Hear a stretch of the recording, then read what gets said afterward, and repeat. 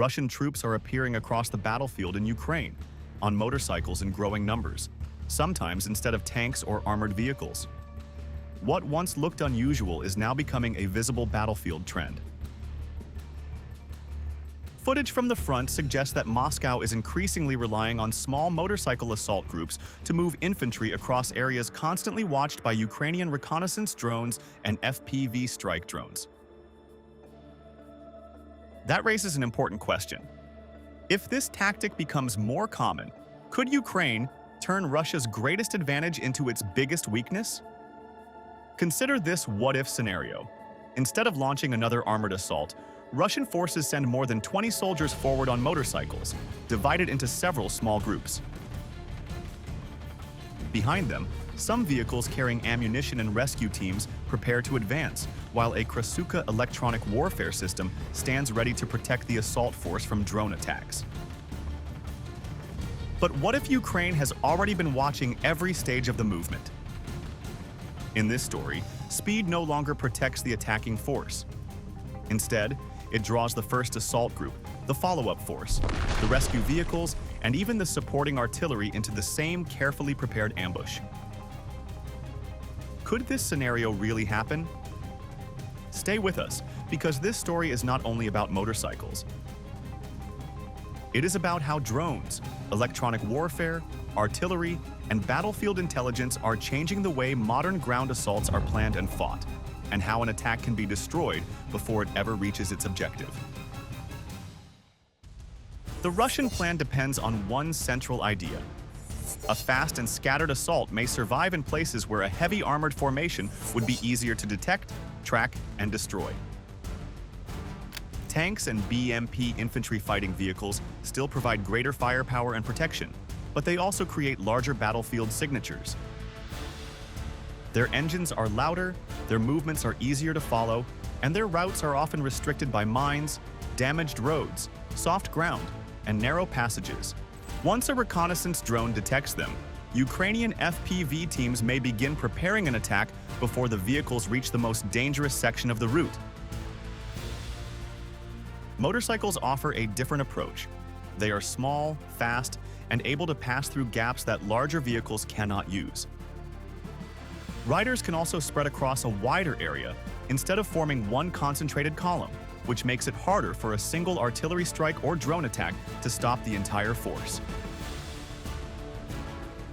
This does not make motorcycles safe. They provide almost no protection against bullets, fragments, mines, or explosive drones. Their value comes from mobility rather than armor.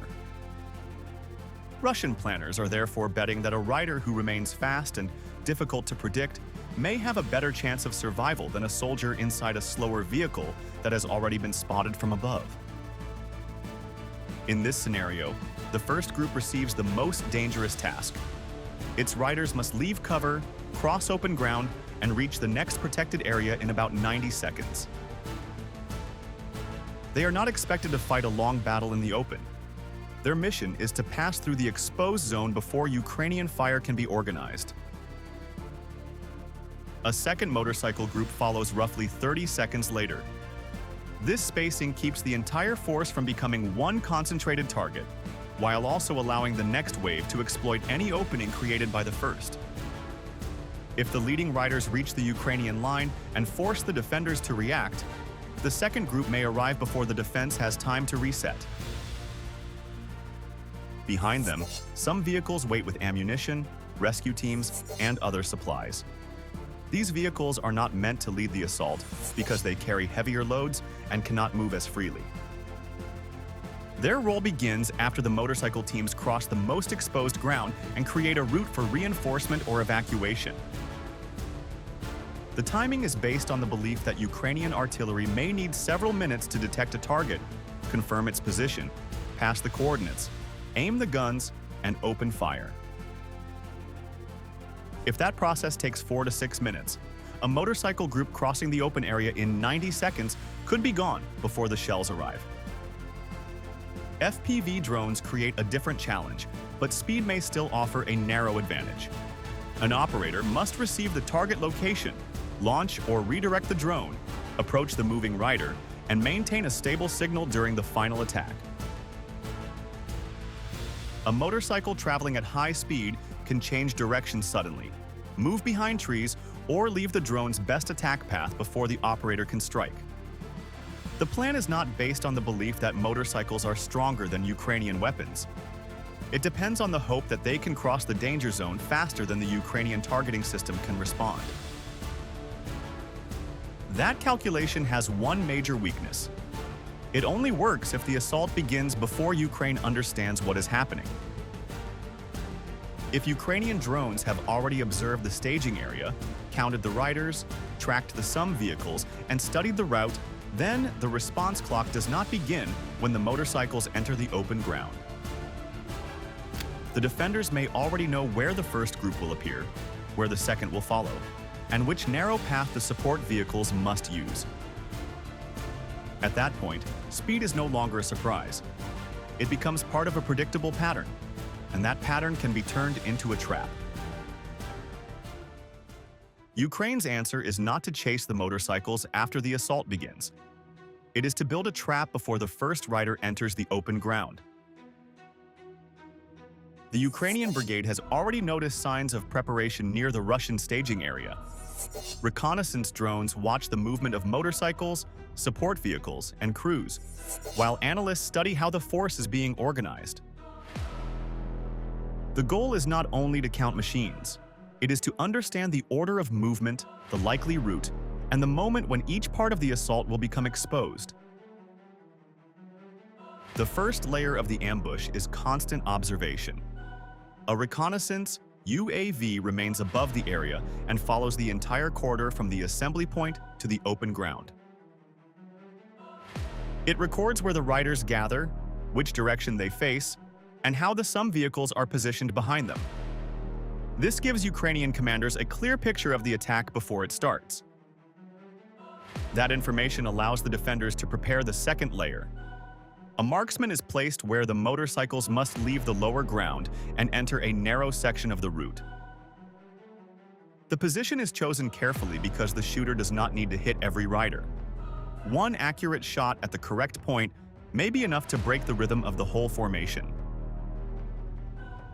The third layer consists of FPV teams waiting away from the most obvious firing positions. Their drones are not launched at the first sign of movement because early activity could warn the Russian force. Instead, the operators hold their aircraft until the motorcycles lose speed, turn sharply, or gather near an obstacle. A fast target is difficult to hit, but a confused group trapped in the limited space is far more vulnerable. The most important part of this plan is patience. Ukrainian troops do not open fire when the riders first appear, and they do not strike the support vehicles while they are still far from danger. A premature attack might destroy several motorcycles, but it would also tell the Russian command that the route is compromised. If that warning comes too early, the second group can stop. The other vehicles can remain under cover. The electronic warfare crew can move to another position, and the supporting artillery can avoid revealing itself. Russia may lose a few men, but the larger formation would escape the trap. Ukraine therefore waits for the moment when every part of the Russian plan has moved too far forward to turn back safely. The leading riders enter the exposed corridor. The second group follows behind them. The support vehicles prepare to advance, and the artillery crews remain ready to respond. At that point, the assault is no longer a collection of separate units. It has become one connected system moving through a route already watched from above. This is where the balance begins to change. Ukraine does not need a larger force or a more powerful vehicle at the front. It needs better timing, stronger awareness, and control over the narrow space through which the Russians must pass. The trap works only if the defenders resist the pressure to fire early. By waiting, they allow the Russian plan to develop exactly as expected, but they also remove the safest moment for withdrawal. The battle is now shaped before the first shot is fired. Russia still has speed, weapons, and supporting units, but Ukraine may already control the place, the timing, and the order in which those forces will enter the fight. The entire Russian assault now depends on maintaining its speed, and one accurate shot may be enough to destroy that advantage. The first motorcycle group climbs out of the lower ground and enters the open area at full speed. From the rider's point of view, the plan appears to be working. No artillery shells are falling, no FPV drones are visible, and no Ukrainian position has opened fire. The leading soldiers continue forward, while the second group stays close enough to follow, but far enough behind to avoid becoming part of the same target. That silence builds confidence, but it also draws the riders deeper into the exposed corridor. Turning back would force them to slow down in open terrain, while stopping would leave them without protection. Their safest choice appears to be continuing toward the next covered position as quickly as possible. At that moment, a Ukrainian marksman fires at the lead rider. The shot does more than remove one soldier from the assault. The motorcycle falls at high speed, and both the machine and its rider slide across the narrow route. The men behind have only seconds to react. They must brake, turn sharply, or leave the path. Some riders leave the route to avoid a collision, while others stop and search for cover. A force that had been spread across several lines is suddenly pushed into the same limited space. This is the moment Ukraine has been waiting for. FPV drones rise from prepared positions and approach the slowed formation. Their operators are no longer trying to chase motorcycles moving at maximum speed.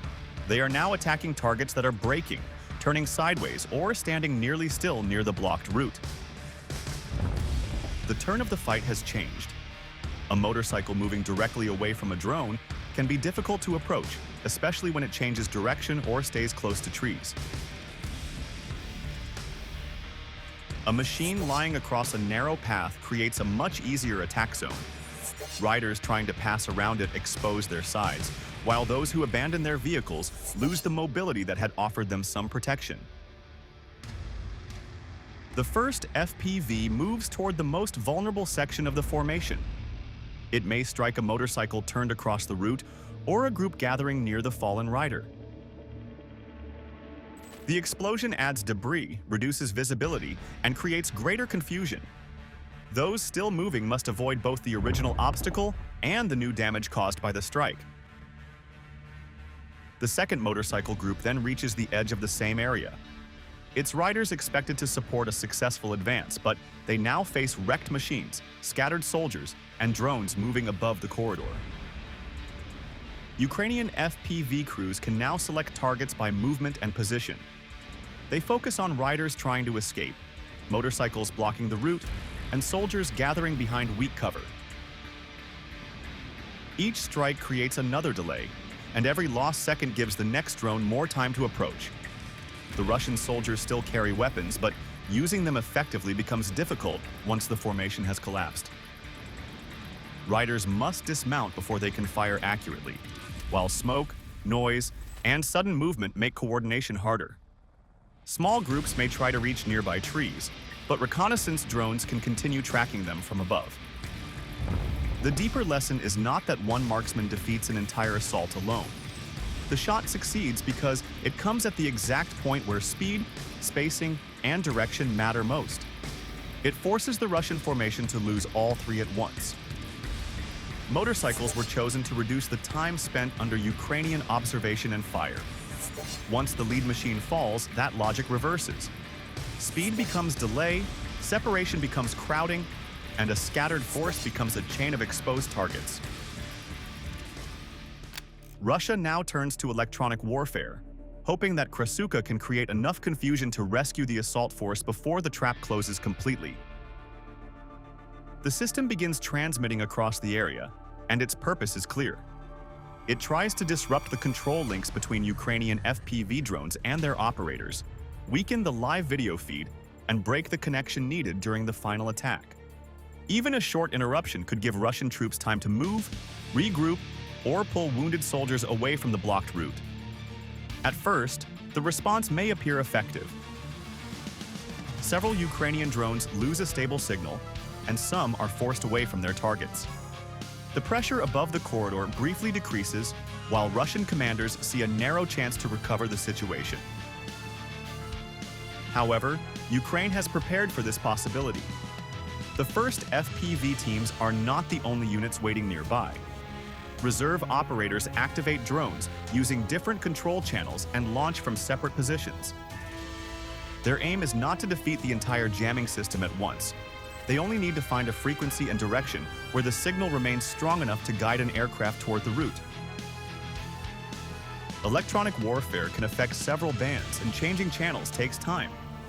Drone crews must test the connection, watch for interference, and avoid sending too many aircraft into the same damaged signal area. Still, the Russian system faces a difficult problem. It may block one part of the network, but it can't guarantee control over every possible link around the battlefield. While Krasuka is transmitting, the Russian support group begins to move. Some vehicles enter the lower ground with ammunition and equipment for the soldiers trapped ahead. Their mission is urgent.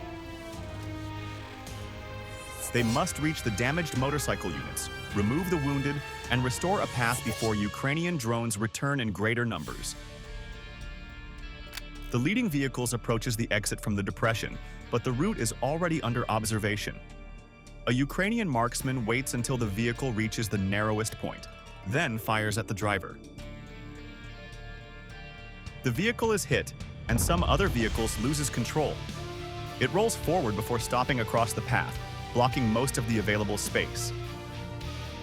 The vehicle behind reacts immediately, but there is no room for a clean turn.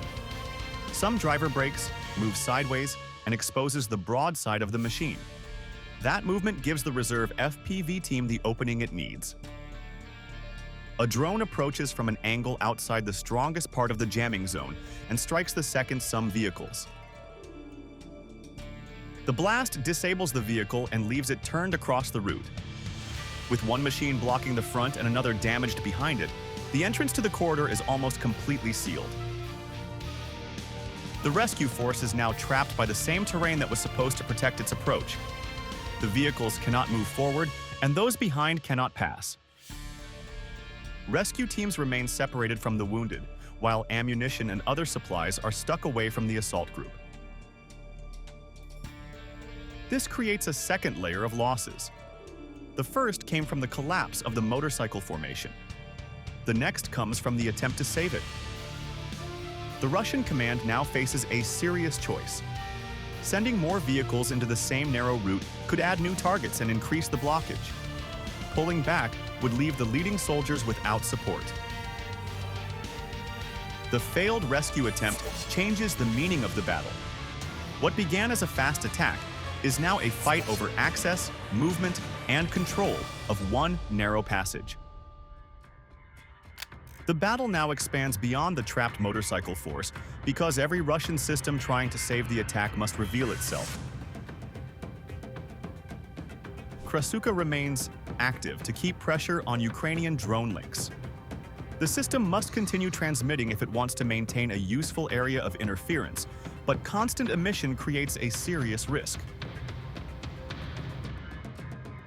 Electronic warfare equipment can hide troops from one threat while making its own operating area easier to study. Ukrainian units may not receive an exact location immediately.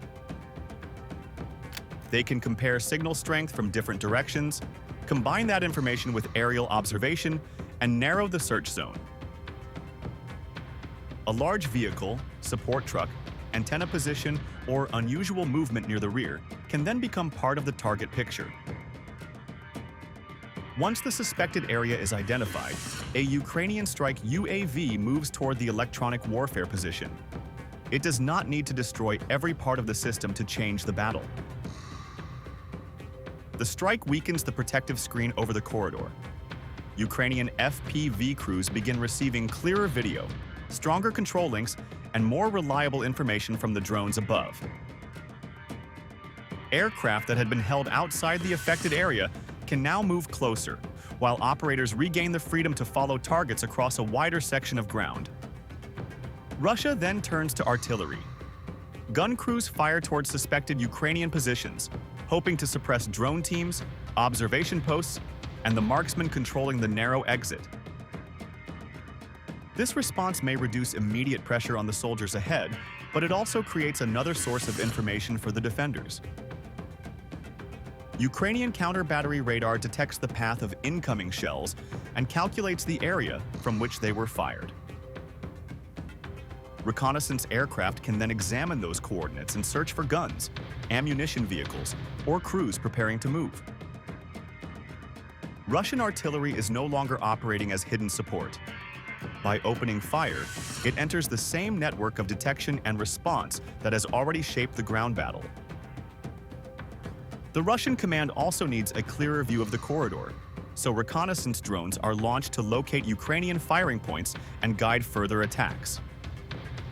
These aircraft are meant to restore awareness, yet Ukrainian interceptor drones are already waiting above likely approach routes. The interceptors do not have to control the entire sky. They only need to prevent Russian crews from receiving a stable picture at the most important moment. One reconnaissance UAV may be struck, while another is forced to turn away or remain too high to identify small positions below. Without reliable eyes in the air, Russian commanders must make decisions with delayed or incomplete information. The losses are now spread across every level of the operation. The leading motorcycle group has been stopped. The following riders have lost their route forward. Each failure strengthens the others. Without reconnaissance, the guns cannot adjust fire accurately. Without electronic protection, FPV drones can return.